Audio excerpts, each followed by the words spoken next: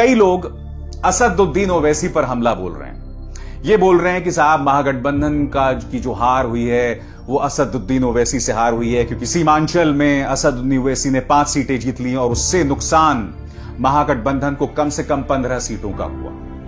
देखिए, सबसे पहली बात मैं बता दूं, हर किसी को चुनाव लड़ने का अधिकार है। और यह बात भी मानिए, असदुद्दीन ओवैसी को यकीनन मुसलमानों ने वोट दिया। मगर मैं आपसे पूछना चाहता हूं, उन मुसलमानों ने क्यों वोट दिया ओवैसी को? क्योंकि उन्हें लगा कि बीजेपी का मुकाबला सही मायनों में ओवैसी कर सकते थे, जबकि वो जानते हैं कि ओवैसी खुद सरकार नहीं बनाने वाले हैं। तो कहीं ना कहीं आत्ममंथन करना पड़ेगा महागठबंधन को, तेजस्वी यादव को, कि ये मुसलमान जो है वो ओवैसी की तरफ क्यों गया। क्या यह आपको नहीं सोचना चाहिए? यह अपने आप में बहुत ही वाहियात थ्योरी है कि ओवैसी की वजह से ये हार गए।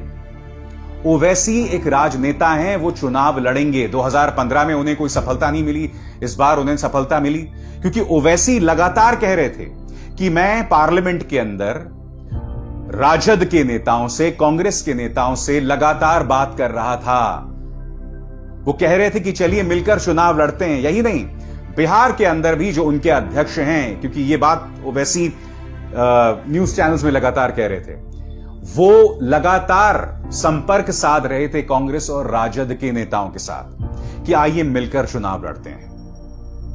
अब उनके इस बयान का खंडन किसी ने नहीं किया है। और मैं ये कहता हूं कि जब आप बिहार जैसा महत्वपूर्ण चुनाव लड़ रहे हैं तो आप ये कैसे कह सकते हैं साहब, और आप प्लानिंग कैसे नहीं कर सकते हैं? क्योंकि देखिए, एनडीए, ये कहा जाए बीजेपी एक अरसे से प्लानिंग कर रही थी। लॉकडाउन भी चल रहा था, तब भी ये लोग